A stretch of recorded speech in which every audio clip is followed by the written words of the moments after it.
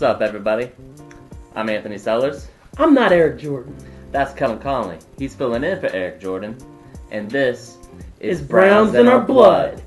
Before we get started, let's go ahead and just send it out to Eric Jordan, who is in LA. Welcome to Browns in Our Blood. I'm not in Morgantown this week. It's Thanksgiving. I'm out in Los Angeles. As you can see, beautiful 80-degree weather. I'm enjoying it, but I still watch the game. A few things I saw this week with my Browns. Matthew Days needs more touches. This is ridiculous. He's a playmaker. He needs more touches. Get him more touches. In fact, why isn't he returning punts? You got Jabril Peppers back there, and I'm going to deal with that later. But get him back there touching punts and get him in the offense. He's a playmaker. Speaking of Jabril Peppers, I'm not sure Jabril Peppers can execute at this level. I'm just not. I'm not sold on it yet. We'll see a lot in year two because he definitely deserves year two. And I'm not saying nothing rash right now. But the game might be a little too fast for him. A lot of you guys call it. Anthony last week called it against the Jacksonville Jaguars. It was going to be a low-scoring game, which means our defense showed up. And I think that's awesome. Defense really looked good, really good, especially if we could have got those two fumbles, the one Westbrook fumbled and the one T.J. Yeldon fumbled. And also that fumble by Yeldon was caused by Schubert. Schubert is that dude. I say you resign. I say you give him an extension right now. I think we got a glimpse of what U's trying to build. It was the second quarter drive. The pass to Corey Coleman, the Kaiser run, and the TD pass to Duke. That was a hell of a drive. And if we can get that to be a consistent thing, that's Hugh's offense. I see his vision. I see what he's trying to do. I was back on board the Hugh train last week. I'm really back on board the Hugh train because I saw some great things. Jacksonville defense is really, really good. And the fact that we had some success on it, that says a lot. That says a lot. And that just shows you Kaiser, when he does run the ball, can't really scheme for it. So we need more of that. I like the direction of it. Corey Coleman looked good. Corey Coleman looked really good. And Josh started practicing with the team, started practicing with the QBs yesterday. Exciting times are coming, guys. You know, Hugh said it's like a new toy. He know what's in the box, but he just wants to see what the toy can do. I understand exactly what he's saying. The combination of Corey Coleman, Duke Johnson, and Josh Gordon, and Kaiser, and don't forget Njoku. It can be serious. I scored 10-7 in the fourth quarter for us. That's like a win almost. That is like a serious win. I mean, y'all got to see the progress on that. You got to see the progress on 10-7 in the fourth quarter with a defense like Jacksonville. I mean, they hold us to 7 points, but still, our defense is holding them to 10. Kaiser's definitely young. He's making young mistakes. He's making playmaker mistakes, though, too, which I'm cool with because he's trying to really make plays, you know. Might hold the ball too long, might not, you know. This is stuff, hopefully, if he learns from, he'll be better. That's the whole thing. Does he learn from his mistakes? We won't see that until next year. And if this is a glimpse of what he was trying to do, I'm all on board.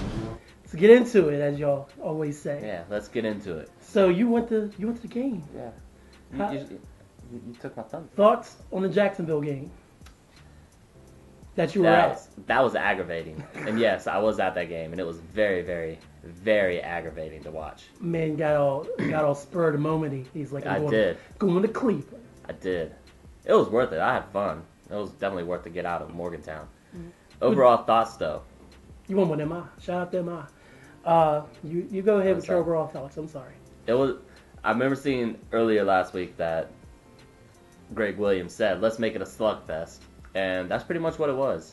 It was a slugfest, the defensive struggle. And I personally liked seeing that aspect of it. I was just really aggravated with the offense and how they were unable to move the ball. Then again, they were going up against the best defense. That is a little bit that kind of is a good thing that they're going against the best defense in the league. But I'm mad. I'm not Eric mad, but I wasn't able to watch the game on TV, so I was just kind of following along on Twitter. And this is another winnable game, man. And they were right there. I mean, it was 10-7 in halftime. Was it 10-7 or a third quarter? But I mean, they were right behind them the whole game. And they just didn't execute. I think they held Fournette in check. Yeah, he had over 100 yards, but you know what? He didn't get in the end zone. Right, and that's important. They held him in check. Bortles had his most Bortles-like game. I mean, he threw a touchdown. He didn't throw 2 interceptions like Kaiser did, but still, that might have been the difference. He didn't turn the ball over. Yeah, that was the difference. Jacksonville all the turnovers. Held you guys to 4 yards in the first quarter. That's just stupid. Our offense didn't hardly have the ball any. Same problem that they had against the Vikings, huh? Time of possession of that game, Jacksonville, 36 minutes, 55 seconds. Cleveland, 23 minutes and 5 seconds. Yeah, that's huge, I man. mean, yeah, it made a huge One of my difference. At one keys for point, later. at one point in the second half, too, there was, like, it was nearly 2-1. Like, I think it was towards the end of the third quarter, it was almost 2-1 on time of possession. Quite honestly, the defense was in a bad spot most of the game. How did Kaiser look in person? Since the last time you saw him was when we went to training camp. I liked him. I thought he did all right. I mean, Yeah. like look-wise, obviously, you know, you can't turn the ball over. 2 interceptions, you can't have those. And the fumbles, they were momentum killers. Huge momentum killers. Yeah, like I have down here that, like on that drive where it was 13-7 and they were driving towards the end zone, and then he had that bad throw on first down, and then second down Coleman dropped the ball, and then third down is where he took that strip sack. And I was watching the plays this afternoon, and like I understand he was trying to make a play, but at the same time he kind of felt the pressure where he should just brought the ball down and taken the sack, I think. And I think him realizing that, and the same thing with that last fumble that Jacksonville scored on, he was again looking to make the pass, and he wasn't aware of his pocket anymore. Obviously he's got a lot going on, but you should know there's 2 dudes behind you, and you're holding the ball out here, getting ready to throw it, and he just has to have a better presence of mind in the pocket. Like I feel like that was a drive that could have been his first big NFL moment, and it just wasn't coming together for him. Yeah. So a couple other things that I noticed as I was researching: Deshaun is officially starting the rest of the season. Yeah, I watched that interview. Hugh Jackson said he wants to see what he has in him. And I agree as well, because we didn't agree when Hogan was in earlier this season or when Kessler started. I felt like it was really an opportunity missed for Deshaun. So the fact that Deshaun has that confidence going forward, I think is going to be a huge difference. Hopefully a huge difference for you guys in the next 6 games you got. Yeah, I think it'll ease some mind and stuff. Hopefully he can not listen to the outside noise, the media and stuff like that. Just I hope he can ignore that and find a way to improve these final 6 games. Yeah, the one thing I did take away again from the Browns game is it was, like I said, it was a winnable game. And the fact that y'all stay in winnable games means you're eventually going to win one of these things. Yeah. At some point, it's got to fall our way. Yeah. At some point, they got to take it to make it fall their way. But at some point, it's got to happen. It's going to happen. I got my rally bandanas on. I see that. I didn't have any brown or orange. So the impact of Emmanuel Ogbah's injury. Ogbah's injury is really hurtful because the Browns cannot get off the field, as you just said, by the time of possession. And they need to get their defense some rest. And when you lose somebody like Ogbah, who is like one of the best pass rushers on your defense right now, it's just another blow in a long season is what it is, man. He made such a huge leap this year from last year, too. Because last year he couldn't stop the run, really. And he was playing out of position, too, last year. Or was he playing last? Outside linebacker. Oh, yeah. Because he was in a 3-4. He's a DE, yeah. Yeah. So that helps out. I think he's playing lights out, so I think it does hurt. Yeah. But I also said this when the Collins injury came up when we talked about it. The defense has so much more depth than what the offense does, in my opinion. That your depth chart is crazy. I was looking at that it like today. the defense it can sustain these kind of injuries and keep going, and not miss as much of a beat as like what the offense would.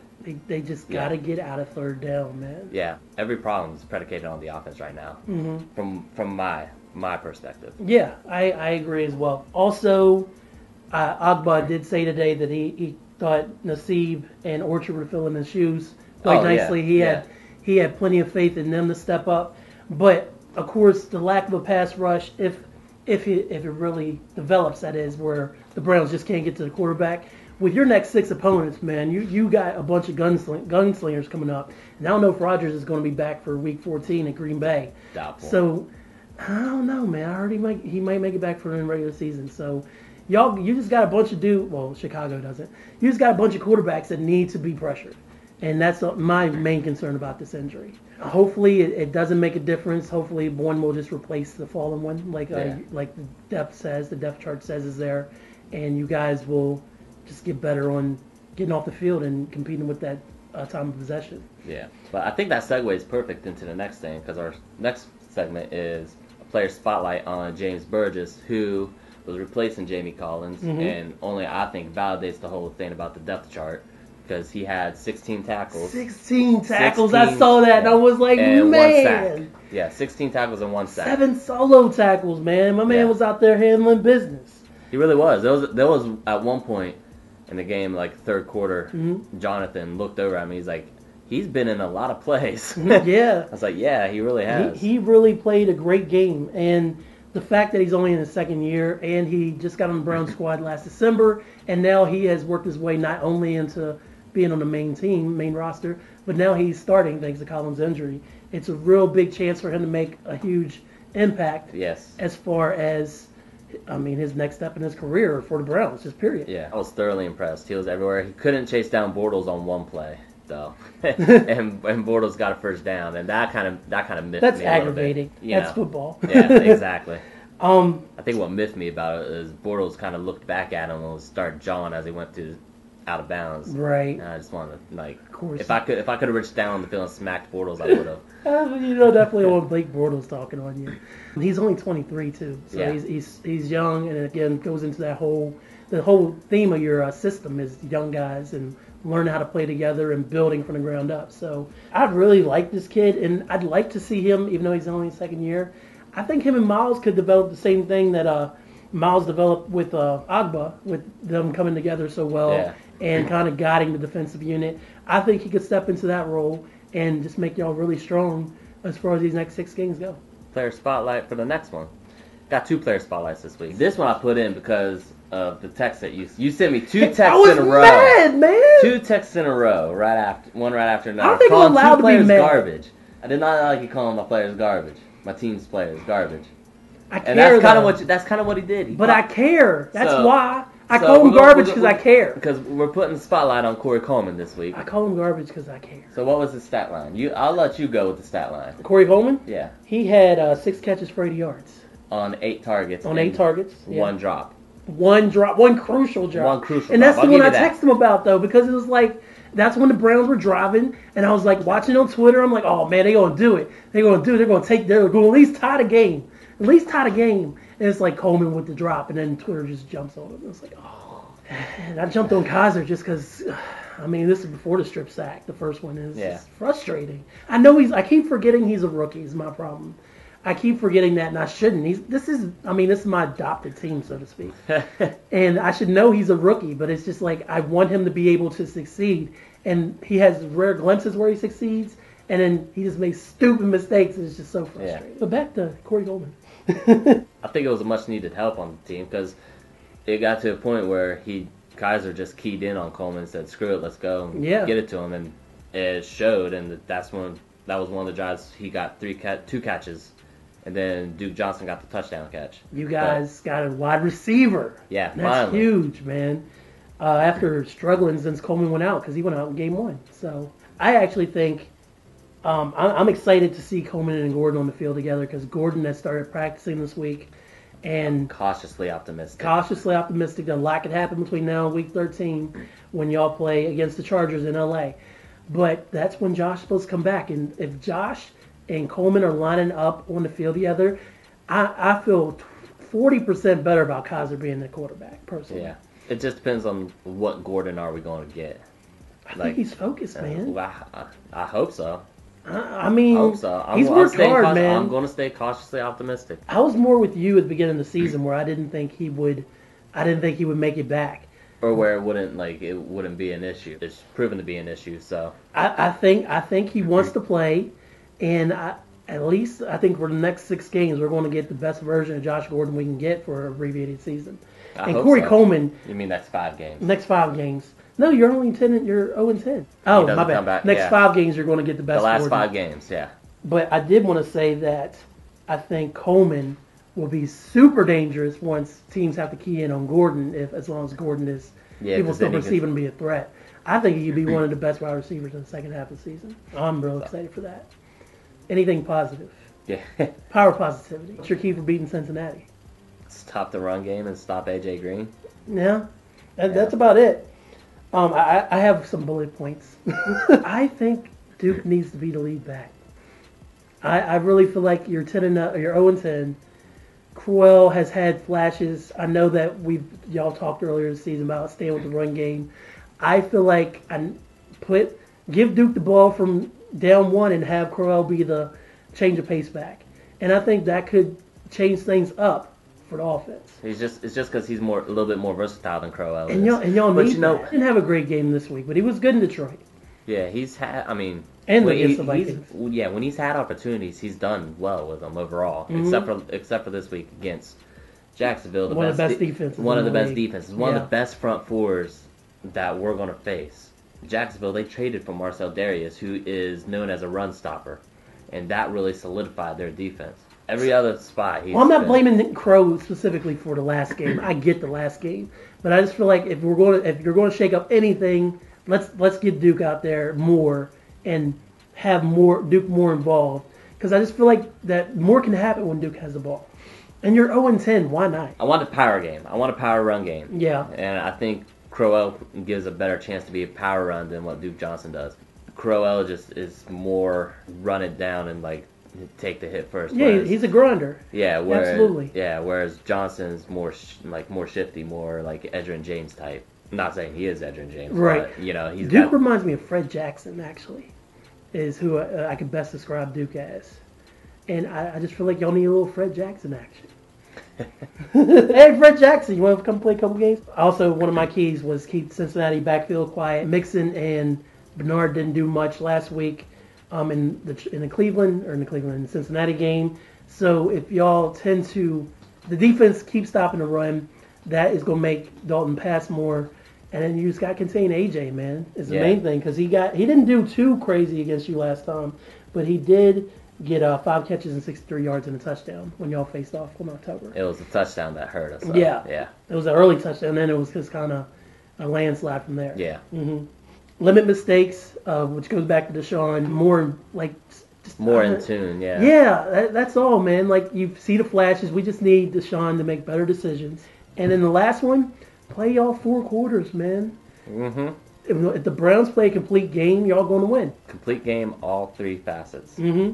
Most importantly, offense. Mm-hmm. Got a good feeling this week. 1-10, here we come. You can join the FanDuel Fantasy League. The link is in the description down below here. You can join. There's 6 spots every week. $2 fee to get in. And they're going to be a belt. There's supposed to be a belt. And right now, I am in number 1. I want to get this belt. Fantasy Football Bosses is a podcast by this guy and our friend and Eric's rival, Gary Wolf. It's every Thursday. You can find that on Hyphen Podcast Group. And you can find that at hyphenpodcastgroup.wordpress.com or anywhere podcasts are sold, like iTunes and Stitcher. It's not going to be on this week, though, because this Thanksgiving! Yes. Sorry. Enjoy it with your families. It's Thanksgiving! You can find Browns in Our Blood on YouTube, on MONSTALUNG Sound Vision. That is the home of Browns in Our Blood. And then you can also find Browns in Our Blood on MONSTALUNG's Facebook page or on the Hyphen Podcast Group Facebook page. And it's every Wednesday. You can join Anthony and Eric as they root for the Brownies till the day they die. And I sometimes pop in like I am right now. Yeah, thanks for popping in. No problem. I appreciate you letting me pop in. Yeah. I hope I didn't disappoint. That's our show for today. Make sure you check us out next week. I will be back in the co-hosting chair as Eric will still be out of town. And I'm not Anthony Sellers. I'm Anthony Sellers, and that's Kelen Conley. Eric Jordan's in L.A. Have fun in L.A., Eric. Yeah, man. And this is Browns in Our Blood. Got to get a win, guys. 1-10. Just one. 1-10. Here we go, Brownies. Here we go. Hey, I got to do it.